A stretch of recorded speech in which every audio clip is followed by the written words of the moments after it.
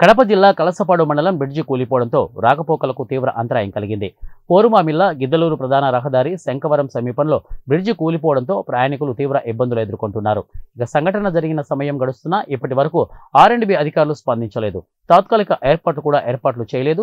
ప్రజలు తీవ్రంగా ఖండిస్తున్నారు. ఇక ప్రధాన రహదారిలో మరమ్మతులు కూడా నోచుకోకుండా బ్రిడ్జి కూలిపోవడంతో R&B అధికారుల నిర్లక్ష్యం స్పష్టంగా కనపడుతోంది.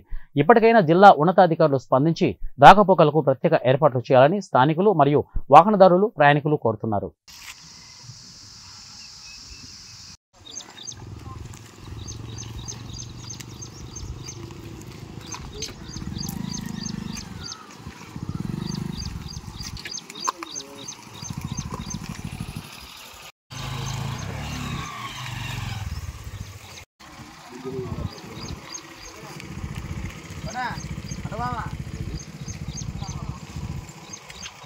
Jangan apa?